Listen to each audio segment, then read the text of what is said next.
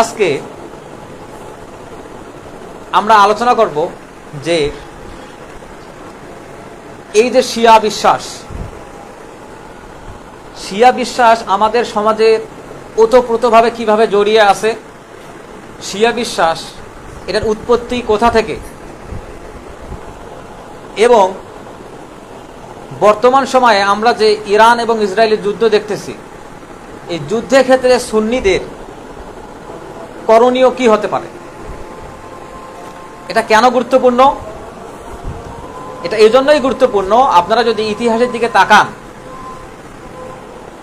অর্থাৎ বিদআতের যে ইতিহাস, সেই ইতিহাসের দিকে যদি আমরা তাকাই, তাহলে আমরা দেখতে পাবো ইসলামের ইতিহাসে প্রথম যে দলটা আকীদাগত বিদআত শুরু করছে তারা হচ্ছে শিয়া, এবং ইসলামের ইতিহাসে যে দলটা প্রথম সন্ত্রাসবাদ শুরু করছে তারা হচ্ছে খারেজি। এই শিয়া বিশ্বাস থেকেই পরবর্তীতে খারেজিদের উৎপত্তি। কেন? শিয়ারা সর্বপ্রথম এমন কিছু বিশ্বাস নিয়ে আসে যে বিশ্বাসে আমাদের একজন খলিফা আলী রাদিয়াল্লাহু আনহু, ওনাকে তারা আল্লাহ মনে করত। নাউজুবিল্লাহ। এই বিশ্বাস থেকে শিয়াজমের উৎপত্তি। শিয়া শব্দের অর্থ হচ্ছে সমর্থন, শিয়া শব্দের অর্থ হচ্ছে মতবাদ, শিয়া শব্দের অর্থ হচ্ছে দল।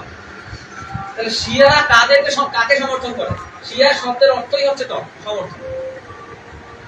তাহলে যেখানে আবু বকর জীবিত আছেন, যেখানে উমর জীবিত আছেন, যেখানে ওসমান জীবিত আছেন, যেখানে আলী রাদিয়াল্লাহু আনহু জীবিত আছেন, যেখানে আব্দুল্লাহ ইবনে আব্বাস, যেখানে রাসূলুল্লাহ সাল্লাল্লাহু আলাইহি সাল্লামের সমস্ত সাহাবী জীবিত আছেন, ঠিক সেই সময় একটা মতবাদের উৎপত্তি, যে মতবাদটা বলে যে আলী রাদিয়াল্লাহু আনহু হচ্ছেন আল্লাহর অবতার।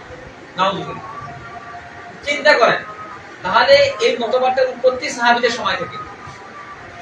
ইসলামের ইতিহাসে প্রথম বিদআতি মতবাদ।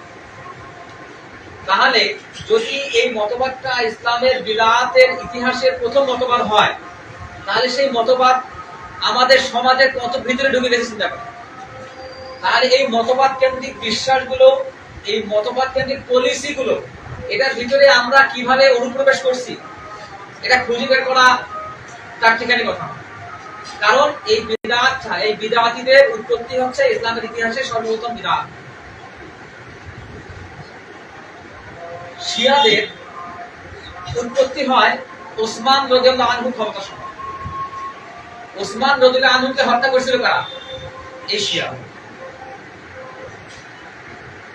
আচ্ছা, এটা হচ্ছে একটা পর্যায়, যে শিয়া শব্দের অর্থ সমর্থন। কার সমর্থন? আলীর সমর্থন। তারা আবু বকরকে সমর্থন করে না, ওমরকে সমর্থন করে না, ওসমানকে সমর্থন করে না, আয়েশা রাদিয়াল্লাহু আনহাকে সমর্থন করে না, এবং এই শিয়ারা সমস্ত সাহাবীকে বলে কাফের। 3 জন সাহাবী। এই হচ্ছে শিয়া বিশ্বাস। আচ্ছা, এখন আরব ইসরায়েল যুদ্ধ কিংবা ইরান ইসরায়েল যুদ্ধ পক্ষ এবং বিপক্ষ, এইখানে স্বভাবতই যে মুসলিমরা শিয়াদের বিশ্বাস সম্পর্কে জানে না, দেখে সুন্দর লম্বা দাড়ি, রুহানি চেহারা, তারা ইসলামের কথা বলে, অবশ্যই তাদের দিকে যুবকরা প্রভাবিত। যেখানে অন্য অন্য সুন্নি দেশগুলো, পাকিস্তান, সৌদি, তুরস্ক, এই দেশগুলো যখন এই যুদ্ধে কোনো মতামত পেশ করতেছে না, তখন আমাদের মুসলিমদের ভিতরে যারা শিয়া বিশ্বাস সম্পর্কে জানে না, তারা স্বভাবতই শিয়াদের প্রতি আকৃষ্ট হয়। কেন? মুসলিমদের ভিতরে নিষ্ক্রিয়। আমরা এই রাজনৈতিক বিষয়গুলো পরে আলোচনা করব, কিন্তু এই যুদ্ধ শুরুর পিছনের কারণটা কি, এটা আমাদের বুঝতে হবে। আচ্ছা, তাহলে আমি যে বিষয়গুলো আলোচনা করেছি সেই বিষয়গুলো থেকে আপনাদের কিছু প্রশ্ন করব। যেমন, আমরা সবাই আব্দুল্লাহ ইবনে উবাইকে চিনি। আচ্ছা, আব্দুল্লাহ ইবনে উবাই কি শ্রেষ্ঠ মুনাফিক ছিল না? তার বাড়ি ছিল কোথায়? ইয়াসরিব বা মদিনায়। তার ধর্মগ্রন্থ, সে ইহুদি ধর্মের অনুসারী ছিল। সে তার ধর্মগ্রন্থ থেকে জানে যে শেষ জামানায় একজন নবী আসবে, তার অনুসরণ করতে হবে, এবং সে বিশ্বাস করত এই নবী হবেন আমাদের ভিতর থেকে। কিন্তু যখন দেখা গেল হযরত মুহাম্মদ সাল্লাল্লাহু আলাইহি ওয়াসাল্লাম কুরাইশ বংশে আসলেন, ইহুদির বংশে না, তখন তিনি মুহাম্মদ সাল্লাল্লাহু আলাইহি ওয়াসাল্লামের বিরোধিতা শুরু করলেন। দেখেন, আচ্ছা, এরপরে ইতিহাস দেখেন। ইব্রাহিম আলাইহিস সালাম কাকে কুরবানি দিয়েছিলেন? ইসহাক আলাইহিস সালামকে নাকি ইসমাঈল আলাইহিস সালামকে? ইসমাঈল আলাইহিস সালামকে। আচ্ছা, ইহুদিরা দাবি করে যে ইব্রাহিম আলাইহিস সালাম কুরবানি দিয়েছিলেন ইসহাক আলাইহিস সালাম। কেন দাবি করে তারা? ইহুদি অর্থাৎ মুসা আলাইহিস সালামের অনুসারীরা ওরা কিন্তু ইনজিলে বিশ্বাস করে না, মানে ঈসা আলাইহিস সালামের বিশ্বাস করে না। এই ইহুদিরা কিন্তু মুহাম্মদ সাল্লাল্লাহু আলাইহি ওয়াসাল্লামের উপরও বিশ্বাস করে না, ওরা ওই তাওরাত পর্যন্তই শেষ। যারা ঈসা আলাইহিস সালামের অনুসারী, যারা খ্রিস্টান যাদেরকে আমরা বলি, তারা কিন্তু মুহাম্মদ সাল্লাল্লাহু আলাইহি ওয়াসাল্লামের অনুসরণ করে না, মানে না, তারা ওই ইনজিল পর্যন্তই শেষ। আর আমরা যারা মুহাম্মদ সাল্লাল্লাহু আলাইহি ওয়াসাল্লামের অনুসারী, আমরা মুসা আলাইহিস সালামকে বিশ্বাস করি, ঈসা আলাইহিস সালামকেও বিশ্বাস করি। তারা ওখান থেকে শেষ করছে। কেন? তারা কেন দাবি করে যে ইসহাক আলাইহিস সালামকে ইব্রাহিম আলাইহিস সালাম কুরবানি দিতেন? কেন কেন ঈসা আলাইহিস সালামের অনুসারীরা মুহাম্মদ সাল্লাল্লাহু আলাইহি ওয়াসাল্লামকে স্বীকার করে না? এটার পিছনে একটা উত্তর আছে। সেটা হচ্ছে, সে জামানায় তারা সকল জাতির উপর ক্ষমতাবান হবে, শ্রেষ্ঠত্বের লড়াই। ইসহাক আলাইহিস সালামকে যদি কুরবানি দিয়ে থাকেন, তার মানে ইসহাক আলাইহিস সালাম হচ্ছেন মনোনীত, এবং তার পক্ষ থেকে ইহুদিদের বিশ্বাস একজন মেসাইয়া আসবেন, মানে ত্রাণকর্তা আসবেন শেষ জামানায়, যিনি কি করবেন? যিনি অন্য সকল ধর্মের উপর ইহুদিদের যে কর্তৃত্ব, শ্রেষ্ঠত্ব, এটা তুলে ধরবেন, এবং তিনি শেষ জামানায় শাসন করবেন। খ্রিস্টানদের বিশ্বাস হচ্ছে শেষ জামানায় ঈসা আলাইহিস সালাম আবার আসবেন। আসবেন কিনা এটা আমাদের আকিদা কিনা? শেষ জামানায় ইসলাম আসবেন না, এই জন্য তারা মুহাম্মদ সাল্লাল্লাহু আলাইহি ওয়াসাল্লামকে অস্বীকার করে এবং বলে শেষ জামানায় যে ঈসা আলাইহিস সালাম আসবেন, উনি কি করবেন? উনি সকল ধর্মমত পরিত্যাগ করে শুধুমাত্র যারা খ্রিস্টান, তাদেরকে শ্রেষ্ঠত্বের আসনে বসাবেন। এজন্যই তারা মুহাম্মদ সাল্লাল্লাহু আলাইহি ওয়াসাল্লামকে অস্বীকার করে। আচ্ছা, হিন্দুরা কি এই বিশ্বাসের সঙ্গে প্রাসঙ্গিক? তারা কি বিশ্বাস করে শেষ জামানায় কি হবে? হিন্দুদের বিশ্বাস শেষ জামানায় কলকি অবতার আসবে। এই কলকি অবতার পুরো বিশ্বে হিন্দুদের শ্রেষ্ঠত্ব কায়েম করবে, এবং তারা গবেষণা করে দেখছেন যে এই কলকি অবতার হতে পারে মুহাম্মদ, হতে পারে ইমাম মাহমুদ, তাদের থেকে গবেষণা। এবং এজন্যই তারা দাবি করে আমাদের যে মক্কাতুল মুকাররমা আছে, এটা দেখতে কালো কিনা, কালো রঙের কাপড়ও পরানো। আচ্ছা, তারা দাবি করে যে এই মক্কাতুল মুকাররমায় আসলে শিবের উপাসনা করা হয়। তারা যে শিবের পূজা করে কালো রঙের পাথরে, তারা বলে যে এখানে শিবের উপাসনা হয়তো, কিন্তু মুসলমানরা এটা করে দখল করে। এবং আমরা যে বলি যে শ্রীলঙ্কায় অ্যাডামস পিক আছে, যেখানে আদম আলাইহিস সালাম অবতরণ করছিলেন, তারা এটাও বলে যে আসলে ওখানে রামকৃষ্ণ অবতরণ করছিলেন। এগুলো হচ্ছে থিওলজিক্যাল বিশ্বাস, থিওলজি এই কথাগুলো বলে। আচ্ছা, কাদিয়ানীরা কি বিশ্বাস করে? কাদিয়ানীরা গোলাম আহমদ কাদিয়ানীকে নবী মানে, এবং বলে যে নবুয়ত শেষ হয় না। আল্লাহ তাআলা কোরআনে বলেছেন, ওয়াইদ ক্বালা ঈসা ইবনে মারইয়াম ইয়া বনি ইসরাঈল, তিনি বনি ইসরাঈলকে বললেন যে শেষ জামানায় একজন নবী আসবেন, মিন বা'দ ইসমুহু, তিনি আমার পরে আসবেন, তার নাম হবে ইসমুহু আহমদ, তার নাম হবে আহমদ। তারা এখান থেকে দলিল দেয় যে ঈসা আলাইহিস সালামের পরে মুহাম্মদ বলতে কোনো নবী নাই। ঈসা আলাইহিস সালামের রূহানি সন্তান হচ্ছে গোলাম আহমদ কাদিয়ানী। এজন্যই তারা মুহাম্মদকে অস্বীকার করে, এবং কাদিয়ানীর উপর নবুয়ত আসছে সেইটা তারা স্বীকার করে। কেন? এই কাদিয়ানী শেষ জামানায় আবার ফেরত আসবেন, এবং তিনি কাদিয়ানীদের শ্রেষ্ঠত্ব কায়েম করবেন। আচ্ছা, এবার মুসলিমদের ভিতরে যারা প্রথম গলদ বিশ্বাস, ভুলু অতিরঞ্জিত বিশ্বাস, যারা আলী রাদিয়াল্লাহু আনহুকে আল্লাহর অবতার মানা শুরু করছে হিন্দু ধর্মের বিশ্বাসের মতো, শিয়াদের বিশ্বাস।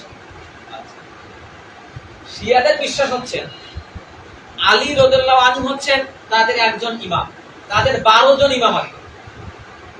সেই 12 জন ইমামের ভিতরে 12তম ইমাম হচ্ছেন ইমাম মাহদী, এবং এই ইমাম মাহদী জন্মগ্রহণ করছেন 11 বছর বয়সে, গায়েব হয়ে গেছেন, এবং তিনি গোপন আছেন, তিনি কিয়ামতের পূর্বে চলে আসবেন। এবং এই শিয়াদের সকল ধর্মমতের উপরে শিয়াদের শ্রেষ্ঠত্ব কায়েম করবে। আচ্ছা, এই হচ্ছে শ্রেষ্ঠত্বের লড়াই। এখন ইরান ইসরায়েল যুদ্ধের পিছনের কারণটা কি? মধ্যপ্রাচ্যে ইসরায়েলের লক্ষ্যটা হচ্ছে পুরো মধ্যপ্রাচ্য দখল করা। কেন? বাইতুল মাকদিস যেটা নির্মাণ করছেন কে? সুলাইমান আলাইহিস সালাম। বাইতুল মাকদিস কে নির্মাণ করছেন? সুলাইমান আলাইহিস সালাম। কোন বংশের নবী? বানি ইসরাইলের নবী। তার রাজত্ব কোন কোন অঞ্চল ছিল? পুরো শাম অঞ্চল, পুরো মধ্যপ্রাচ্য অঞ্চল, Jordan, Syria, Iran, Iraq, Bahrain, এই অঞ্চলগুলো শাম অঞ্চল, বৃহত্তর শাম অঞ্চল। প্রাচীনকালে, এখন থেকে 3-3.5 বছর আগে তারা এই পুরো অঞ্চল দখল করে। সেখানে শিয়া থাক, সুন্নি থাক, হিন্দু থাক, অন্য কোনো ধর্ম থাক, পুরো বৃহত্তর শাম অঞ্চল তারা দখল করবে এবং দাজ্জালের জন্য, মেসাইয়া যে ত্রাণকর্তা আসবে তার জন্য মসনদ প্রস্তুত করবে। এজন্যই তারা সামনে যাদেরকে পায়, যাদের এজেন্ডা বাস্তবায়ন করার বিপক্ষে যারাই যাবে তাদের বিপক্ষে তারা লড়বে। খ্রিস্টানদের ভিতরে প্রোটেস্ট্যান্ট এবং ক্যাথলিক ধর্ম বিশ্বাস আছে। তাদের ভিতরে আরেকটা ধর্ম বিশ্বাস আছে, ইভানজেলিক্যাল খ্রিস্টান। তারা বিশ্বাস করে যে মেসাইয়া আসবেন তিনিও আমাদের বনি ইসরায়েল থেকে। এজন্যই তারা আমেরিকার খ্রিস্টানরা মধ্যপ্রাচ্যের ইসরায়েল ইহুদিদেরকে সাহায্য করে। কেন? যে ঈসা এবং মুসা বনি ইসরায়েলের নয়, এবং তারা বিশ্বাস করে যতদিন না জায়নিস্টরা, যতদিন না ওরা বিশ্বাস করে যতদিন না ইসরায়েল কেন্দ্রিক সমস্ত ইহুদি একত্র না হবে ততদিন পর্যন্ত ঈসা আলাইহিস সালাম আসবে না। এজন্যই তারা বিশ্বের সমস্ত অঞ্চলের ইহুদিদেরকে ইসরায়েল জমা করতেছে। কেন? ঈসা আলাইহিস সালাম আসবেন এবং তাদের শ্রেষ্ঠত্ব কায়েম করবে। আমরা মুসলিমরা কি বিশ্বাস করি যে হ্যাঁ ঈসা আলাইহিস সালাম আসবেন, ইমাম মাহদিও আসবেন। যারা আহলে সুন্নাহ ওয়াল জামাতের যারা অনুসারী, যারা সালাফি, আমাদেরকে পরিচয় দেই, তারা আমরা সুন্নাহ মোতাবেক কি বিশ্বাস করি? হ্যাঁ, ইমাম মাহদি আসবেন এবং ঈসা আলাইহিস সালামও আসবেন। এসে কি করবেন? মুহাম্মদ সাল্লাল্লাহু আলাইহি ওয়াসাল্লামের যে পলিসি, মুহাম্মদ সাল্লাল্লাহু আলাইহি ওয়াসাল্লামের যে শরিয়া, সেই শরিয়াই বাস্তবায়ন করবে। তার মানে আমরাও এই শ্রেষ্ঠত্ব লড়াইয়ের অংশীদার। খালি ইরান এবং ইসরায়েল কেন লড়তেছে? তারা নিজেদের শ্রেষ্ঠত্বের পিছনে লড়তেছে। শিয়ারা লড়তেছে 12তম ইমাম মাহদি আসবে। আমরা বিশ্বাস করি আমাদের 12তম ইমাম মাহদি এবং ঈসা আলাইহিস সালামও আসবে। খ্রিস্টানরা বিশ্বাস করে ঈসা আলাইহিস সালাম আসবে, তাদের শ্রেষ্ঠত্ব কায়েম করে, মুহাম্মদকে তারা অস্বীকার করে। এই হচ্ছে শ্রেষ্ঠত্ব লড়াই। এই জন্য মধ্যপ্রাচ্যে এত লড়াই। আর আমি যদি আপনাদের সামনে মধ্যপ্রাচ্যে ইসরায়েলের যে লক্ষ্য সেটা যদি বিস্তারিত বলা শুরু করি তাহলে অনেক সময় লাগবে। আমি শুধু কিছু পয়েন্ট আলোচনা করে যাচ্ছি, তাহলে বোঝা গেল যে মধ্যপ্রাচ্যের লড়াইটা হচ্ছে শ্রেষ্ঠত্ব লড়াই। শিয়া বিশ্বাস, শিয়া বিশ্বাসটা কি আমরা এখন আলোচনা করা শুরু করবো ইনশাআল্লাহ, যতদূর আলোচনা করা যায়। এইখানে প্রথম বিশ্বাসটা হচ্ছে শিয়াদের সম্পর্কে যে আল্লাহ সুবহানাহু ওয়া তাআলা তার কোরআনের মধ্যে বলছেন ওয়াস-সাবিকুনাল আউয়ালুনা মিনাল মুহাজিরিনা ওয়াল আনসার, যে প্রথম দিকে যারা মুহাজির এবং আনসার ছিল তারা কি ছিল? ওয়াল্লাযীনা ইত্তাবাউহুম বিইহসানির রাদিয়াল্লাহু আনহুম, তারা আল্লাহ এবং আল্লাহর রাসূলকে ইত্তিবা'র ক্ষেত্রে সর্বোচ্চ চূড়ায় ছিলেন এবং এজন্যই রাদিয়াল্লাহু আনহুম, আল্লাহ তাদের উপর সন্তুষ্ট, ওয়া রাদওয়ান, এবং তারা আল্লাহর উপরে সন্তুষ্ট। আচ্ছা, আল্লাহ রাসূল সাল্লাল্লাহু আলাইহি ওয়াসাল্লাম তার হাদিসের মধ্যে বলেছেন লা তাসুব্বু আসহাবি, তোমরা আমার সাহাবীদের গালি দিও না। কেন? এই হাদিসের শেষের দিকে আসছে যে আমার কোন সাহাবী যদি এক মুঠো জব দান করে আর তোমরা যদি উহুদ পরিমাণ স্বর্ণ দান করো, তবে সেই এক মুঠ জব যে দান করছে তার সমান হবে। সুবহানাল্লাহ। সাহাবীদের মর্যাদা রাখে। খালিদ বিন ওয়ালিদ রাদিয়াল্লাহু আনহু একদিন, খালিদ বিন ওয়ালিদ রাদিয়াল্লাহু আনহু ইসলাম গ্রহণ করলেন বদর উহুদ খন্দকের পরে, মক্কা বিজয়ের পরে বা সেই সময়। কিন্তু যারা বদর উহুদ খন্দকে লড়ছে তারা কি, তাদের মর্যাদা যারা শেষ দিকে ইসলাম কবুল করছে তাদের চেয়ে বেশি। খালিদ বিন ওয়ালিদ রাদিয়াল্লাহু আনহু একদিন প্রথম থেকে যারা ইসলাম কবুল করছে তাদের একজনকে কেন্দ্র করে একটা কটু কথা বলছেন। তখন খালিদ বিন ওয়ালিদ রাদিয়াল্লাহু আনহু, আল্লাহর তলোয়ার, বিশ্বের ইতিহাসে সর্বকালের সর্বশ্রেষ্ঠ সিপাহ সালার, সেনাপতি, বিজেতা, ওয়ালি, তো তাকে হযরত ইসলাম বললেন যে তোমরা আমার পূর্ববর্তী উম্মতদেরকে গালি দিও না, পূর্ববর্তী সাহাবীদেরকে গালি দিও না, কারণ তাদের মর্যাদা তোমাদের মর্যাদার সমান। পূর্ববর্তী যারা ইসলাম কবুল করছেন তারা কারা? আলী, আবু বকর, ওমর, ওসমান রাদিয়াল্লাহু আনহুম আজমাইন, আয়েশা রাদিয়াল্লাহু আনহা, এনারাই তো আগে ইসলাম কবুল করছে। আচ্ছা, এখন ইতিহাসের শিয়া ইতিহাসের শুরু যেখান থেকে আমরা সেই মৌলিক আলোচনায় যাব। আমরা এর আগে বিদায় হজের আলোচনা করছি। আমরা সবাই জানি যে আইয়ামুত তাশরিক হচ্ছে যেদিন আমরা জিলহজ মাসের কুরবানি করি 10 তারিখ, তারপরে 11, 12 এবং 13 তারিখ আইয়ামুত তাশরিক, সেই দিনে তাকবীর পড়তে হয়। আমরা এর আগে জুম্মার কথা শুনে আসছি। 14 তারিখ 632 খ্রিস্টাব্দে রাসূলুল্লাহ সাল্লাল্লাহু আলাইহি ওয়াসাল্লাম কত সালে মৃত্যুবরণ করছেন? 632 খ্রিস্টাব্দে। শেষ যে বিদায় হজ তিনি করেন সেই বিদায় হজের বছরে 14 জিলহজ ফজরের নামাজের পর তারা মক্কা থেকে মদিনায় ফেরত যাওয়া শুরু করেন। মক্কায় হজ শেষ হয়ে গেছে 13 তারিখ পর্যন্ত। 14 তারিখ ফজরের পর তারা রওনা দেন। রওনা দিয়ে মক্কা এবং মদিনার মধ্যবর্তী একটা স্থান ছিল, সেখানে একটা কূপ ছিল, সেই কূপের নাম হচ্ছে খুম। সেটাকে বলা হয় গাদিরে খুম অঞ্চল। কাফেলাগুলো কূপ কেন্দ্রিক যে জায়গাগুলো ওখানে থামতো। কেন? পানি পাওয়া যাবে। কূপ কেন্দ্রিক জায়গাগুলো তো যেখানে পানি পাওয়া যাবে সেখানে ঘনবসতি থাকবে, সেখানে নিজের প্রয়োজনীয় কিছু পাওয়া যাবে। এজন্যই কূপ কেন্দ্রিক অঞ্চলগুলোতে মানুষ থামতো, যেগুলোকে ওয়াদি বলা হয়। এগুলো কি যেখানে মরু ঝর্ণা থাকে সেখানে উঠকে পানি পান করায়, মানুষেরা পানি পান করে, সেখানে বিভিন্ন জনবসতি গড়ে ওঠে, সেখানে বাজারও বসে।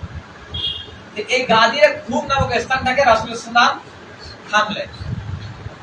ওইখানে একজন সাহাবী আসলো, তার নাম হচ্ছে বুরাইদা। ভালো করে শুনতে হবে। আমাদের ভিতরে, আমাদের বাংলাদেশিদের ভিতরে 100 জন মানুষের মধ্যে 99 জন মানুষ বিশ্বাস করে শিয়ারা মুসলিম। এজন্যই ভালো করে শুনতে হবে। আপনি জানেন শিয়ারা মুসলিম না, কিন্তু আপনার সন্তান মোবাইল দেখে, সে জানে ইরান কি সুন্দর ইসরায়েলের সঙ্গে যুদ্ধ করতেছে, তার মানে শিয়ারা মুসলিম, সে বিশ্বাস করে।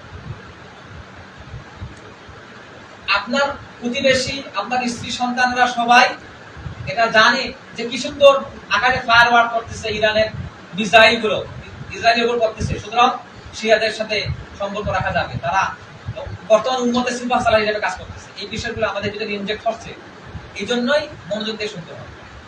বুরাইদা নামে একজন সাহাবী ওই গাদিরে খুম নামক স্থান থেকে আসলেন। তারা আলী রাদিয়াল্লাহু আনহুর বিপক্ষে অভিযোগ নিয়ে আসলেন। অভিযোগটা কি? কোন এক যুদ্ধের পরে যে গনিমত বন্টন করা হয়, সেই গনিমত বন্টনে আলী রাদিয়াল্লাহু আনহু ত্রুটি করছেন, কিন্তু আসলে আলী রাদিয়াল্লাহু আনহু কোনো ত্রুটি করেন নাই। মদিনায় একবার গনিমত আসার পরে রাসূলুল্লাহ সাল্লাল্লাহু আলাইহি ওয়াসাল্লাম দান করতেছেন, দান করতে গিয়ে দান শেষ হয়ে গেছে, সব গনিমত দান করতেছে।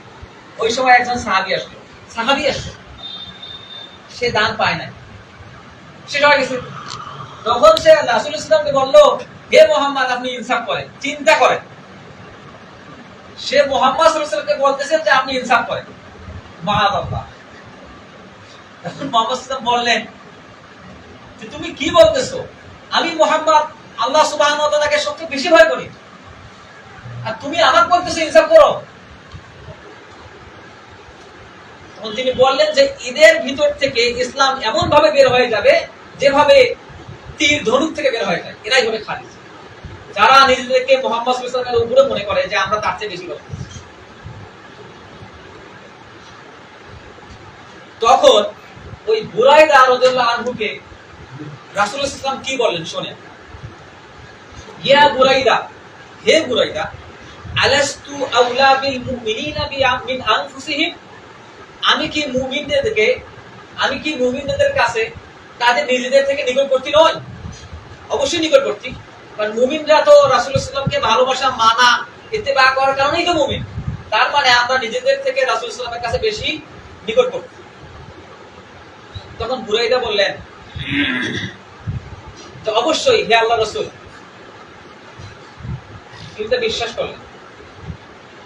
তারপর বললেন যে মান কুনতু মাওলাহু ফাআলিয়ুন মাওলাহু,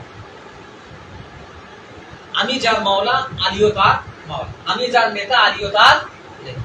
আচ্ছা, কেউ যদি আপনার সম্পর্কে কোনো অভিযোগ দায়ের করে, কারো সম্পর্কে অভিযোগ ওঠে, যদি আসলে সে ওই অভিযোগে অভিযুক্ত নয়, যার কাছে বিচার দেওয়া হয়েছে, সেই বিচার করার পর কি করবে? মানুষ এগুলো বলবেই, এগুলো মেনে এগুলো মনে মনে করে নিলে, মনের ভেতর নিলে চলবে না। তার কিছু ফজিলত বর্ণনা করা হবে। কেন? তার প্রতি যে অভিযোগ দেওয়া হয়েছে সেটা খণ্ডন করে তারও যে কিছু ফজিলত আছে, তারও যে কিছু মর্যাদা আছে, এটা বর্ণনা করা হবে। এজন্যই রাসূল সাল্লাল্লাহু আলাইহি ওয়াসাল্লাম আলী রাদিয়াল্লাহু আনহু সম্পর্কে বললেন যে আমি যার নেতা, আলীও তার নেতা, বা আল্লাহ যার অভিভাবক, আল্লাহ আমার অভিভাবক, আল্লাহ আলীরও অভিভাবক। তিনি বললেন কেন? ওই যে অভিযোগ নিয়ে আসছেন, কিন্তু অভিযোগটা তো সত্য না, এই জন্যই আলী রাদিয়াল্লাহু আনহু কেন্দ্র করে এই কথাটা বললেন। আচ্ছা, এই কথাকে কেন্দ্র করে শিয়াজমের উৎপত্তি। তারা মনে করে যদি রাসূল সাল্লাল্লাহু আলাইহি ওয়াসাল্লাম বলে থাকেন যে আমি যার নেতা, আলীও তার নেতা, আল্লাহ আমার অভিভাবক, আল্লাহ আলীর অভিভাবক, তার মানে আলী আমাদের অভিভাবক। আচ্ছা, এখন তাহলে বুঝতে হবে যে এইরকম কথা কি শুধুমাত্র আলী রাদিয়াল্লাহু আনহু শানে রাসূল সাল্লাল্লাহু আলাইহি ওয়াসাল্লাম বলছিলেন, নাকি আরো অন্য সাহাবীদের শানে বলছিলেন? এই সম্পর্কে রাসূল সাল্লাল্লাহু আলাইহি ওয়াসাল্লাম প্রায় 10-12 জন সাহাবীর উদ্দেশ্যকে কেন্দ্র করে এই কথাগুলো বলছিলেন, বিভিন্ন ভাবে বলছেন। যেমন মুআয ইবনে জাবাল রাদিয়াল্লাহু আনহু, তাকে উদ্দেশ্য করে একদিন রাসূল সাল্লাল্লাহু আলাইহি ওয়াসাল্লাম বললেন, ইয়া মুআয আল্লাহি ইন্নী লা উহিব্বুক, আল্লাহর কসম আমি তোমাকে ভালোবাসি। তারপর বললেন যে তুমি প্রতি সালাতের পর এই দোয়া পড়বে। কি দোয়া? আমরা যেটা পড়ে থাকি, আল্লাহুম্মা আ'ইন্নি আলা যিকরিকা ওয়া শুকরিকা ওয়া হুসনি ইবাদাতিক। কাকে শিক্ষা দিলেন? মুআয ইবনে জাবাল রাদিয়াল্লাহু আনহু। তিনি বললেন যে আল্লাহর কসম আমি তোমাকে ভালোবাসি। ভালোবাসা প্রকাশ পাইল না? যায়েদ ইবনে হারিসাকে কেন্দ্র করে রাসূল সাল্লাল্লাহু আলাইহি ওয়াসাল্লাম একদিন বললেন, এটা বুখারী এবং মুসলিম সহিহাইনে এসেছে, তাকে রাসূলুল্লাহ সাল্লাল্লাহু আলাইহি ওয়াসাল্লাম এতটা ভালোবাসতেন যে সাহাবীরা বলতেন হিব্বু রাসূলিল্লাহ, সে হচ্ছে আল্লাহ রাসূলের প্রিয় পাখি। উসামা বিন যায়েদ, তার সম্পর্কেও বুখারী এবং মুসলিমে আসছে যে ইন কানা মান আহাব্বান নাস ইলাইয়া, সে মানুষদের মধ্য থেকে আমার কাছে সবচেয়ে প্রিয়। উসামা বিন যায়েদকে উদ্দেশ্য করে রাসূল সাল্লাল্লাহু আলাইহি ওয়াসাল্লাম এই কথাগুলো বলছিলেন, এবং তাকে সাহাবীরা বলতেন আল হিব্বু ইবনুল হিব, তিনি প্রিয় এবং প্রিয়ের ছেলে। আলী রাদিয়াল্লাহু আনহুর ব্যাপারে কি বলছেন আমরা শুনেছিলাম, তার বিষয়ে আরো বর্ণনা আছে যে লা ইউহিব্বুকা ইল্লা মুমিন ওয়া লা ইয়াবতাগিকা ইল্লা আল মুনাফিক, যে আলী রাদিয়াল্লাহু আনহুকে মুমিনরা ভালোবাসে এবং মুনাফিকরা ঘৃণা করে। আচ্ছা, এরপর ওসমান রাদিয়াল্লাহু আনহু সম্পর্কে আল্লাহ রাসূলের ভাষ্য হচ্ছে লিকুল্লি নবী রাফিক ফিল জান্নাহ রাফিকি ফিহা ওসমান, প্রত্যেক নবীর জান্নাতে একজন করে বন্ধু আছে, রাফিক খুব কাছের বন্ধু, আর জান্নাতে আমার কাছের বন্ধু হতে পারে ওসমান। এভাবে আবু বকর, ওমর, আয়েশা, অনেক সাহাবী সম্পর্কে রাসূল সাল্লাল্লাহু আলাইহি ওয়াসাল্লামের কওল আছে। তার মানে কি রাসূলুল্লাহ সাল্লাল্লাহু আলাইহি ওয়াসাল্লাম তাদের খেলাফতের কথা বলে গেছেন? বলেন। এই গাদিরের খুম নামক স্থানে রাসূলুল্লাহ সাল্লাল্লাহু আলাইহি ওয়াসাল্লাম একটা ভাষণ দেন। সেই ভাষণটাই হচ্ছে শিয়া বিশ্বাসের মূল ভিত্তি। সেই ভাষণটা আপনাদের সামনে আমি অনুবাদ করতেছি। আন যায়েদ ইবনে আরকাম, যায়েদ ইবনে আরকাম থেকে বর্ণিত, ক্বালা, তিনি বলেন কামা রাসূলুল্লাহ সাল্লাল্লাহু আলাইহি ওয়াসাল্লাম, রাসূলুল্লাহ সাল্লাল্লাহু আলাইহি ওয়াসাল্লাম ওই গাদিরের খুম নামক স্থানে আমাদের উদ্দেশ্যে দাঁড়ালেন। ইয়াওমান ফিনা খতিবান, এবং আমাদের সামনে খুতবা দিলেন এই গাদিরের খুম নামক স্থানে। সেটা কোথায়? বাইনাল মক্কা ওয়াল মদিনা, যেটা মক্কা এবং মদিনার মধ্যবর্তী স্থান। ফাহামিদাল্লাহ, আল্লাহর প্রশংসা করলেন। ওয়াসনা, আল্লাহ সন্তুষ্টি জ্ঞাপন করলেন, সানা করলেন। ওয়া ওয়া'আদা ওয়া যাক্কারা, আমাদেরকে স্মরণ করে দিলেন আল্লাহর কথা এবং উপদেশ দিলেন।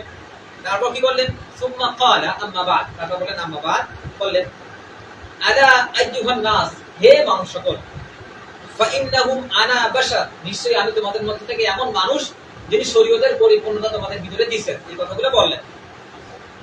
ওয়া আনা তারিকুন ফিকুম সাকালাইন, এবং আমি তোমাদের উদ্দেশ্যে দুইটা জিনিস রেখে যাচ্ছি। সেই দুটো জিনিস কি?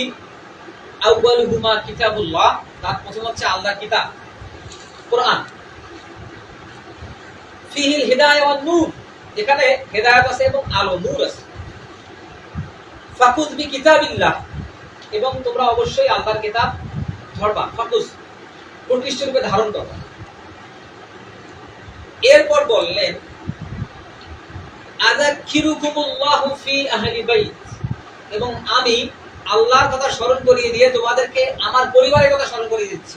এই কথা তিনি তিনবার বললেন। অর্থাৎ আহলে বাইত মানে হচ্ছে তার পরিবার, তার পরিবারের সদস্য কতজন এই বিষয়ে আয়েশা রাদিয়াল্লাহু আনহা থেকে বর্ণিত একটা হাদিসে আসছে, একদিন রাসূলুল্লাহ সাল্লাল্লাহু আলাইহি ওয়াসাল্লাম একটা কালো চাদর গায়ে দিয়ে বের হলেন বা বসেছিলেন। সেখানে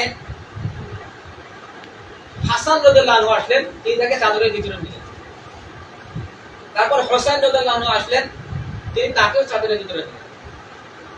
তারপর ফাতেমা রাদিয়াল্লাহু আনহা আসলেন, তিনি তাকেও চাদরের ভিতরে নিলেন। এরপর আলী রাদিয়াল্লাহু আনহু আসলেন, তিনি তাকেও চাদরের ভিতরে নিলেন। কয়জন হইল চাদরের ভিতরে? চারজন আসলো, আর রাসূলুল্লাহ সাল্লাল্লাহু আলাইহি ওয়াসাল্লাম নিজে পাঁচজন হলো। এরপর রাসূলুল্লাহ সাল্লাল্লাহু আলাইহি ওয়াসাল্লাম বললেন, হে আল্লাহ, এরাই আমার পরিবারের অংশ। এই পাঁচজন হচ্ছে আহলে বাইত। এই গাদিরে খুম নামক স্থানে রাসূলুল্লাহ সাল্লাল্লাহু আলাইহি ওয়াসাল্লাম সাহাবীদেরকে তিনবার স্মরণ করে দিলেন, ফাআযিরকুমুল্লাহু আহলে বাইত, মানে আল্লাহর নাম স্মরণ করে দিয়ে বললেন যে তোমরা আহলে বাইত সম্পর্কে সতর্ক থাকো, তাদেরকে শ্রদ্ধা সমীহ করিও। এই কথাটা বললেন কেন? ওই আলী রাদিয়াল্লাহু আনহু সম্পর্কে যে অভিযোগ আসছে, এই কারণেই এই কথাটা বলেন। আচ্ছা, ইমাম নববী রাহিমাহুল্লাহ এই হাদিস সম্পর্কে বলছেন যে ফীহিল হাস আলা মালাজিমাতুল ইহতিরাম আহলে বাইতিন নবী সাল্লাল্লাহু আলাইহি ওয়াসাল্লাম। এই হাদিসে রাসূলুল্লাহ সাল্লাল্লাহু আলাইহি ওয়াসাল্লাম আহলে বাইতকে যে সম্মান করতে হবে এই বিষয়টাই বলছেন। এখানে মাওলা বলতে যে নেতা নির্বাচন করে দিয়েছেন এমনটা বলা হয় না। কে বলছেন? সহিহ মুসলিমের যিনি ব্যাখ্যাকার ইমাম নববী রাহিমাহুল্লাহ, সালাফদের মধ্য থেকে একজন, তার এটা ব্যাখ্যা। না আমাদের মধ্য থেকে যদি কেউ বলে যে আজকে এখানে ইমামত দেওয়া হয়েছে, খেলাফত দেওয়া হয়েছে, তাহলে সেই কথার কোনো ভ্যালিডিটি নাই, সেই কথার কোনো মূল্য নাই। কেন? আহলে সুন্নাহ ওয়াল জামাতের আকীদা হচ্ছে এইখানে মাওলা বলতে ভালোবাসা, সহযোগিতা, নৈকট্য বোঝানো হয়েছে, খেলাফত বোঝানো হয় নাই। এইখানে আলীর যে মর্যাদা আছে আহলে বাইত হিসেবে, সেই মর্যাদা প্রতিষ্ঠা করার জন্য রাসূলুল্লাহ সাল্লাল্লাহু আলাইহি ওয়াসাল্লাম এই কথাগুলো বলছেন। আচ্ছা, আমরা কি করি? আল্লাহুম্মা সাল্লি আলা মুহাম্মাদিন ওয়া আলা আলি মুহাম্মাদ ওয়া আলা আলি মুহাম্মাদ, যে মুহাম্মাদের উপর তো দরুদ যাবেই, আরো কার উপর যাবে? ওয়া আলা আলি মুহাম্মাদ, এবং মুহাম্মদ সাল্লাল্লাহু আলাইহি ওয়াসাল্লামের পরিবারের উপরেও যাবে। আমরা সবাই দরুদ পাঠ করি কিনা? তার মানে আমরা যে আহলে বাইতের উদ্দেশ্যে সালাম পাঠাচ্ছি, কেন? ওই যে রাসূলুল্লাহ বলছেন, এজন্যই তো পাঠাচ্ছি। তার মানে সমস্ত মুমিন তো এটা পাঠায়, তার মানে তাদের মর্যাদা আছে, এটা তো স্বীকৃত। কিছুদিন পরে রাসূলুল্লাহ সাল্লাল্লাহু আলাইহি ওয়াসাল্লাম যখন মৃত্যুবরণ করেন, তখন আলী রাদিয়াল্লাহু আনহু আবার কি করে? আবু বকরের হাতে বায়াত নেন নাই, তাকে খলিফা মানছে। সাহাবীরা, সমস্ত সাহাবী, তারা সবাই আবু বকরের হাতে বায়াত নিয়ে তার খেলাফত মানছে। মুয়াবিয়া রাদিয়াল্লাহু আনহু ঈদের সালাতের আগে মেম্বরে গেলে আবু সাঈদ খুদরি তাকে বাধা দিয়েছেন, হ্যাঁ আগে সালাত পড়ো তারপর খুতবা, তুমি ব্যতিক্রম করতেছো। তিনি যখন অর্ধসা গমের যাকাত চালু করেন, যাকাতুল ফিতর, তখন তার নির্দেশ করেন আবু সাঈদ খুদরি। রাসূলুল্লাহ সাল্লাল্লাহু আলাইহি ওয়াসাল্লাম যদি নামাজে কম বেশি কোনদিন করতেন, সাহাবীরা বলেন নাই? ওমর খেলাফত পাওয়ার পর বললেন যে আমি যদি বাঁকা পথে চলি, কে আমাকে ডান্ডা মেরে সোজা করে দিবে? লোক দাঁড়ায় নাই। রাসূলুল্লাহ সাল্লাল্লাহু আলাইহি ওয়াসাল্লামের সুন্নতের প্রতি ইত্তেবা তাদের কেমন ছিল, এটা জানার পরেও যে আলী রাদিয়াল্লাহু আনহু আবু বকরের হাতে বায়াত নিয়েছেন, সমস্ত সাহাবী বায়াত নিয়েছেন, কেউ বিরোধিতা করেন নাই। এটা এই ইজমা। এই ইজমা হওয়ার পরেও যারা বলে যে আবু বকর, ওমর, ওসমান আলীকে খেলাফত না দিয়ে জোর দবল করছে, তাহলে সেটা কি ঠিক হবে না বেঠিক হবে? এটা সাধারণ কথা বলতেছি, তাদের আকীদা সম্পর্কে ইনশাআল্লাহ সামনে আরো আসবে, আমি এখন ওদিকে যাই নাই। আচ্ছা, তার মানে আমরা সালাতে আহলে বাইতকে স্মরণ করি। রাসূলুল্লাহ সাল্লাল্লাহু আলাইহি ওয়াসাল্লাম আহলে বাইতকে দোয়া করছেন, এবং সূরা তওবায় এসেছে যে আল্লাহ সুবহানাহু ওয়া তাআলা আহলে বাইতদের অন্তরে যে পঙ্কিলতা আছে এটা দূর করে দিতে, তাকে পবিত্র করতে চান। এবং এই যে রাসূলুল্লাহ সাল্লাল্লাহু আলাইহি ওয়াসাল্লাম চারজনকে চাদরের ভিতরে নিলেন এবং তাদের উদ্দেশ্যে দোয়া করলেন, হে আল্লাহ আপনি তাদেরকে পবিত্র করে দিন, তার মানে তাদের মর্যাদা অত্যধিক বেশি। এবং আমরা সালাতে কিংবা সালাতের বাইরেও দরুদে তাদের উদ্দেশ্যে আমরা সালাম পাঠাই। আচ্ছা, এখন তাদের মূল বিশ্বাস হচ্ছে রাসূলুল্লাহ সাল্লাল্লাহু আলাইহি সাল্লামের পরে, রাসূলুল্লাহ সাল্লাল্লাহু আলাইহি সাল্লামের পরে সমস্ত সাহাবী ইরতাদু, তারা ধর্ম ত্যাগ করছে, মানে জিন্দিক হয়ে গেছে, মুনাফিক হয়ে গেছে। এজন্য শিয়ারা সমস্ত সাহাবীকে কাফের বলে। নাউজুবিল্লাহ, সমস্ত সাহাবীদের না কাফের। কেন? যে আলী রাদিয়াল্লাহু আনহুকে নেতা নির্বাচন করে গেছেন কে? আল্লাহ রাসূল, তারা বলে। কিন্তু আহলে সুন্নাহ ওয়াল জামাতের দলিলগুলো যদি আমরা বিবেচনা করে থাকি, তাহলে আমরা বুঝবো যে রাসূলুল্লাহ সাল্লাল্লাহু আলাইহি ওয়াসাল্লাম আকারে ইঙ্গিতে আবু বকরকে খলিফা হিসেবে মনোনীত করে গেছেন। আচ্ছা, কেমনে? এই ইতিহাস আপনারা সবাই জানেন যে রাসূলুল্লাহ সাল্লাল্লাহু আলাইহি ওয়াসাল্লাম কোন সাহাবীকে নিয়ে হিজরত করছিলেন? আবু বকর রাদিয়াল্লাহু আনহুকে। তারা গারে সাউরে, মানে সাউর গুহায় কয়জন ছিলেন? 2 জন ছিলেন। সানিয়াস নাইনি ইদ হুমা ফিল গার, সানিয়াস নাইনি, দ্বিতীয় জনের মধ্যে একজন, তারা উভয়েই ওই গুহার মধ্যে ছিলেন। গার মানে হচ্ছে গুহা। তখন একজন বললেন লা তাহজান। কে বললেন? রাসূলুল্লাহ সাল্লাল্লাহু আলাইহি ওয়াসাল্লাম বলছেন। কাকে বলছেন? আবু বকরকে। হতাশ হয়ো না, ইন্নাল্লাহা মা'ানা, নিশ্চয়ই আল্লাহ আমাদের সঙ্গে আছেন। কয়জন ছিলেন? 2 জন।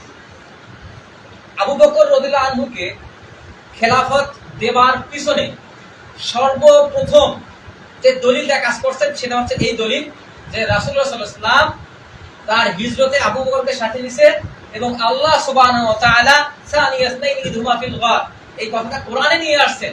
তার মানে রাসূলুল্লাহ সাল্লাল্লাহু আলাইহি ওয়াসাল্লামের পরে আবু বকরের মর্যাদার স্থান এবং তিনিই খলিফা হবেন, এটার উপরে ইজমা হয়ে গেছে। এটা মানে সমস্ত সাহাবী একমত, সমস্ত সালাফ একমত। চিন্তা করুন, প্রথম দলিল। দ্বিতীয় দলিল, রাসূলুল্লাহ সাল্লাল্লাহু আলাইহি ওয়াসাল্লাম যখন অসুস্থ হয়ে গেলেন, তখন তার ঘর ছিল কোথায়? মসজিদের নববীর সাথে। তিনি যখন ইতিকাফ করতেন, তার মাথা জানলা দিয়ে বের করে দিতেন। আয়েশা রাদিয়াল্লাহু আনহা কি করতেন? মাথা সিঁড়ি কেটে দিতেন, মাথা ধুয়ে দিতেন। তার মসজিদের বাইরে তো ইতিকাফ করা যাবে না, সাথে।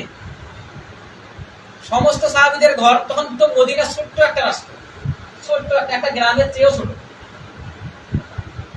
রাসূলুল্লাহ সাল্লাল্লাহু আলাইহি ওয়াসাল্লাম বললেন সাদ্দু হাযিহিল আবওয়াব ইল্লা বাবা আবু বকর, তোমরা সমস্ত ঘরের দরজা বন্ধ করে দাও, শুধুমাত্র আবু বকরের ঘরের দরজা খোলা থাকে। চিন্তা করেন, আবু বকরের মর্যাদা স্বীকৃতি দেওয়া আছে এখানে, যে আমার পরে যদি কারো ঘরের দরজা তোমাদের জন্য খোলা থাকে, ঘরের দরজা খোলা থাকে মানে কি?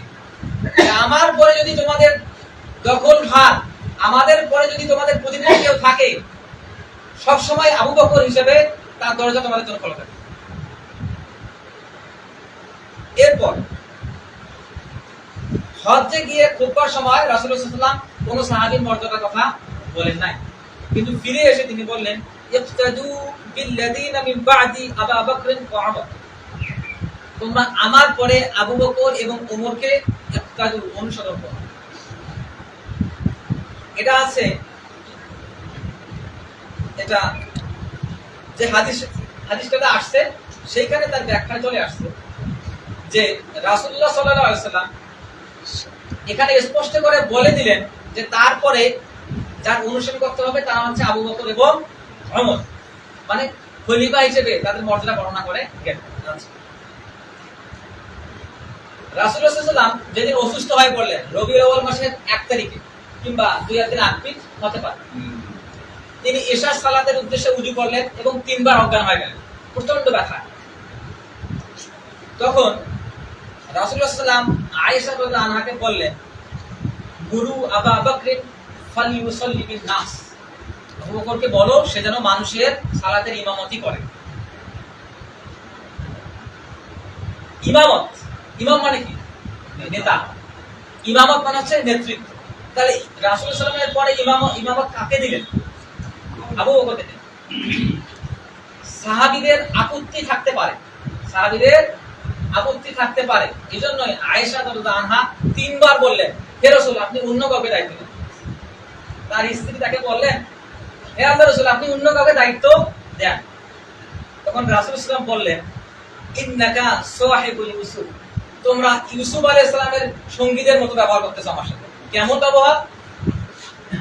ইউসুফ আলাইহিস সালামকে যেমন জুলেখা এবং অন্যান্য মহিলারা চাপ দিয়ে ফুসলিয়ে সিদ্ধান্ত পরিবর্তন করতে চেষ্টা করেছিল, অবৈধ কাজে উদ্বুদ্ধ করতে চেষ্টা করেছিল, তোমরাও আমাকে ফুসলিয়ে ফাসলিয়ে বিভিন্ন যুক্তি তর্ক উপস্থাপন করে আমি যেন অন্য কাউকে আবু বকর সাল্লাল্লাহু আলাইহি ওয়াসাল্লাম দেই সেই চেষ্টা করতে। এই জন্য রাসূল সাল্লাল্লাহু আলাইহি ওয়াসাল্লাম এই কথা বলেন। চিন্তা করো, আয়েশা রাদিয়াল্লাহু আনহা তখন বললেন, বা লোকজনেরা তখন বললেন, আবু বকরকে তো ইমামতি করতে বললেন, যদি সেখানে উমর থাকে, যদি সেখানে উমর থাকে।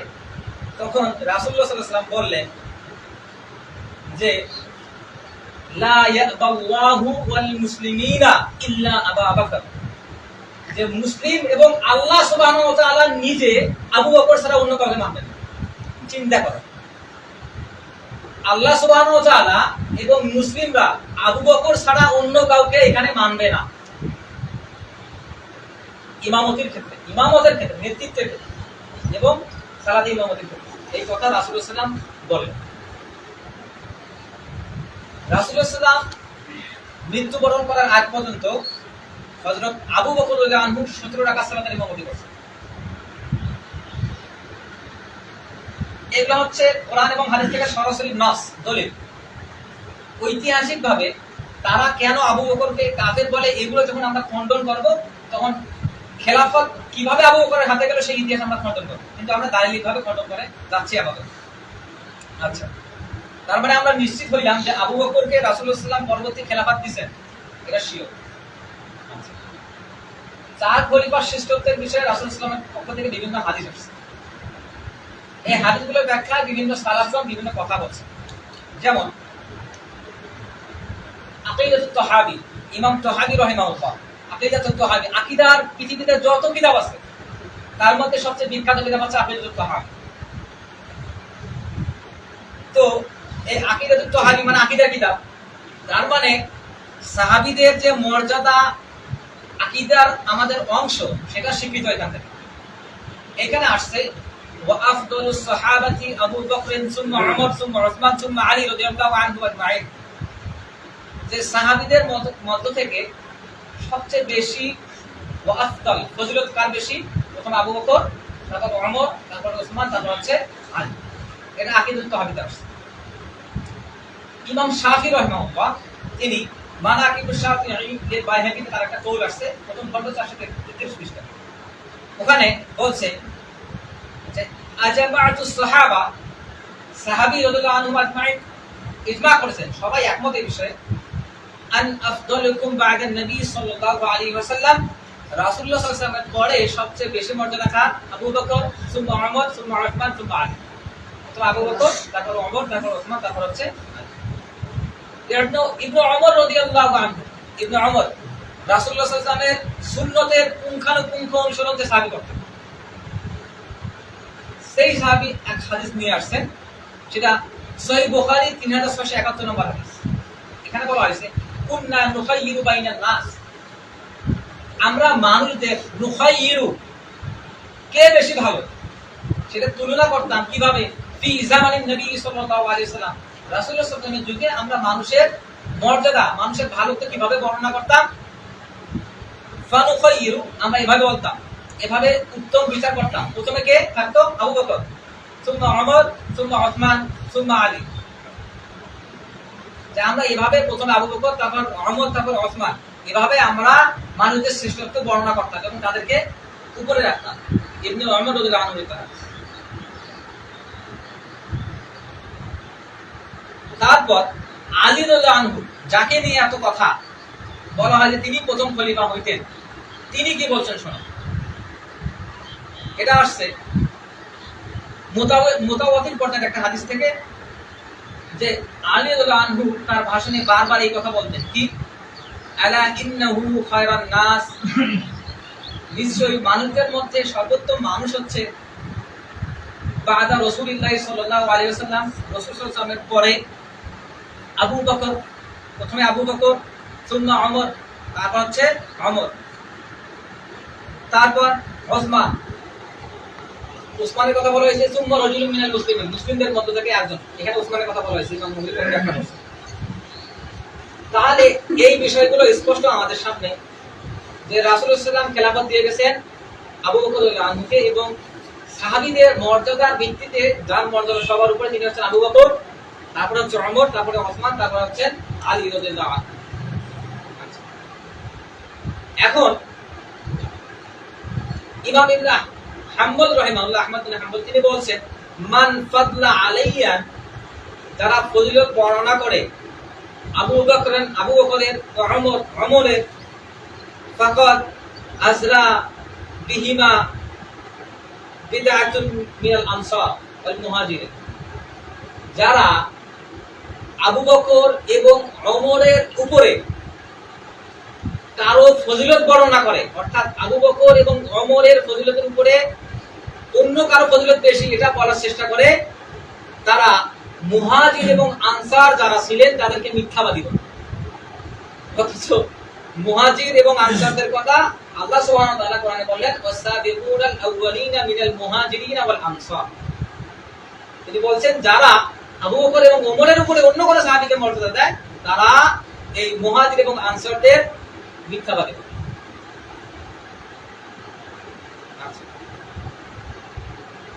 আবু বকরের এরপরে ক্ষমতায় গেল। আমরা যখন ইসলামের নির্বাচন পদ্ধতি নিয়ে আলোচনা করবো তখন ইনশাআল্লাহ আমরা ওই ইতিহাস আলোচনা করবো, আমরা আপাতত নস নিয়ে আলোচনা করবো। তারপর আসলে ওমর রাদিয়াল্লাহু আনহু। ওমর রাদিয়াল্লাহু আনহুকে একজন ইহুদি হত্যা করে। সে তার ব্যক্তিগত স্বার্থে সে সূর্য পূজারী ছিল, সে সূর্য পূজারী ছিল। আবুল হুলু আল মাজুসি তাকে বলা হয়। মাজুসি মানে হচ্ছে সূর্য পূজারী, অগ্নি উপাসক, যারা ইরানের অগ্নি উপাসক। আপনারা সবাই জানেন যে রাসূলুল্লাহ সাল্লাল্লাহু আলাইহি ওয়াসাল্লাম একবার তার হাদিসের মধ্যে বলেছিলেন যে লাল টকটকে এবং হলুদ টকটকে কাপড় পরা যাবে না। কেন? এই কাপড়টা এই মাজুসিরা যখন সূর্যের উপাসনা করতো, অগ্নি উপাসনা করতো, তখন এই লাল কাপড়, এজন্যই তিনি এই বিরোধিতা করে এটা করতে বলেছেন। সে ওমর রাদিয়াল্লাহু আনহুকে হত্যা করছিল ব্যক্তিগত স্বার্থে এবং রাজনৈতিক স্বার্থে। রাজনৈতিক স্বার্থ কি? সে ইহুদি। ওমর রাদিয়াল্লাহু আনহুর সময় মধ্যপ্রাচ্যের প্রায় অধিকাংশ জায়গা ইসলামের অধীনে চলে আসে, বিজিত হতেই থাকে। ইহুদি খ্রিস্টানরা কি বসেছিল? তারা রাসূলুল্লাহ সাল্লাল্লাহু আলাইহি ওয়াসাল্লামের সঙ্গে বিভিন্ন বায়আত করছে, বিভিন্ন শপথ করছে, কিন্তু প্রতিবার তারা শপথ ভঙ্গ করছে। একবারও তারা নিজেদের যে শপথ করছে একবার সেই শপথ রাখেনি, প্রতিবার শপথ ভঙ্গ করছে ইহুদিরা। তারা বলতো আপনি আমাদেরকে এটা দেখান, আমরা ইসলাম কবুল করেন। বিভিন্ন আল্লাহ সুবহানাহু ওয়া তাআলা কোরআনে এবং রাসূলুল্লাহ হাদিসের ভিতরে বিভিন্ন কথাগুলো ইতিহাসে কিন্তু উঠে আসছে। আচ্ছা, এই যে ওমর রাদিয়াল্লাহু আনহুকে হত্যা করা হলো, এরপরে মানুষ বুঝতে শিখলো যে এদেরকে হত্যা করা যায়। এরপরে চক্রান্ত আরো বাড়তে শুরু করলো। তারা ওসমান রাদিয়াল্লাহু আনহুর বিপক্ষে অভিযোগ দায়ের করলো। কি অভিযোগ? ওসমান রাদিয়াল্লাহু আনহু স্বজন প্রীতি করেন। কি? শুধুমাত্র যারা তার স্বজন যারা অন্তর্ভুক্ত তাদেরকে গভর্নর নিয়োগ করেন। এটা মিথ্যা যুক্তি, আমরা পরে এগুলো খণ্ডন করবো ইনশাআল্লাহ। তারা অভিযোগ দায়ের করতে শুরু করলো যে কোন গভর্নর যদি কোন অঞ্চলের মানুষদের উপর অত্যাচার করে, আবু বকর তাকে ওসমান রাদিয়াল্লাহু আনহু তাকে কিছু বলেন না, কিন্তু ওসমান রাদিয়াল্লাহু আনহু তাদেরকে বরখাস্ত করতেন, তার দলিলও আছে। এরপর তারা বলে যে ফাতেমা রাদিয়াল্লাহু আনহাকে হত্যার পিছনে ওসমানের হাত ছিল, তারা এটা বলে। এর প্রেক্ষাপটে কুফা, বসরা এবং মধ্যপ্রাচ্যের কয়েকটা অঞ্চলের কিছু দুষ্কৃতিকারী, কিছু বিদআতি, কিছু নতুন ইসলাম গ্রহণকারী, কিছু কোরআনের শিক্ষার্থী, তাদেরকে নিয়ে আব্দুল্লাহ ইবনে সাবা নামে একজন ইহুদি একটা দল গঠন করে যে ওসমানকে হত্যা করা। ওসমান রাদিয়াল্লাহু আনহু সেদিন সিয়াম পালন করছিলেন এবং তিনি কোরআন তেলাওয়াত করতেছিলেন। তারা যখন তাকে হত্যা করতে আসে, তারা ওসমান রাদিয়াল্লাহু আনহু সাহাবাদেরকে বলেন যে তোমরা তাদের সঙ্গে যুদ্ধে লিপ্ত হয় না, আমি চাই না যে আমার জন্য কোন মুসলিমদের রক্ত রঞ্জিত হোক, কোন মুসলিমদের রক্ত ঝরুক, এটা তিনি চান না।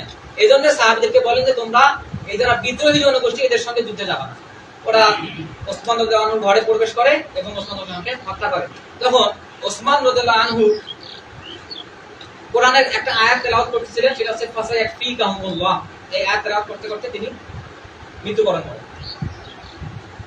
তার এই খেলাফতকে কেন্দ্র করে রাসূলুল্লাহ সাল্লাল্লাহু আলাইহি ওয়াসাল্লাম তার হাদিসের মধ্যে বলেছেন, হে উসমান, আল্লাহ তোমাকে একটা জামা পরিধান করাবেন। আল্লাহ তোমাকে একটা জামা পরিধান করাবেন। কেউ যদি জবরদস্তি করে এই জামা খুলে ফেলো, তাহলে তুমি সেই জামা খুলবে না। আহলে সুন্নাহ ওয়াল জামাতের আলেমগণ বলেছেন এই জামা হচ্ছে খেলাফতের জামা। ওই যে বিদ্রোহীরা বিদ্রোহ করতেছে যে তা আপনার খেলাফত আমরা মানি না, আপনি হত্যা করেন, আপনার হত্যা করেন, এই ইঙ্গিতে রাসূল সাল্লাল্লাহু আলাইহি ওয়াসাল্লাম হাদিসে দিয়ে দিয়েছেন। তারা যদি তোমার জামা আল্লাহ সুবহানাহু ওয়া তাআলা তোমাকে জামা পরাবেন, তারা যদি বিদ্বেষ পোষণ করে, তারা যদি তোমার বিরোধিতা করে, এই জামা তুমি খুলবে না। তো আমাদের সময় খুব সংক্ষিপ্ত,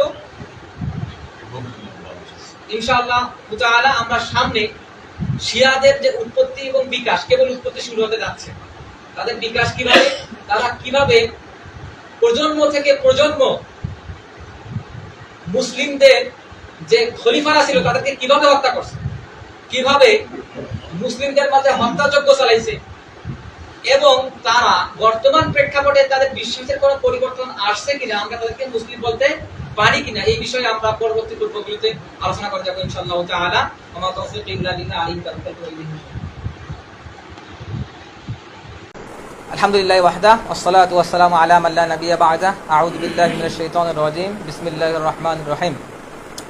يا أيها الذين آمنوا إذا نودي للصلاة من يوم الجمعة فاسعوا إلى ذكر الله وذروا البيع ذلكم خير لكم إن كنتم تعلمون فإذا قضيت الصلاة فانتشروا في الأرض وابتغوا من فضل الله واذكروا الله كثيرا لعلكم تفلحون وإذا رأوا تجارة أو لهوا انفضوا إليها وتركوك قائما قل ما عند الله خير من اللهو ومن التجارة الله خير الرازقين اللهم اعز الاسلام والمسلمين اللهم امين اللهم انصر الاسلام والمسلمين اللهم امين اللهم انصرنا على القوم الكافرين اللهم امين اللهم انصر اخواننا المجاهدين في فلسطين اللهم امين اللهم انصر اخواننا المسلمين في فلسطين اللهم امين اللهم انصر اخواننا المجاهدين في غزة اللهم امين ربنا ظلمنا انفسنا وان لم تغفر لنا وترحمنا لنكونن من الخاسرين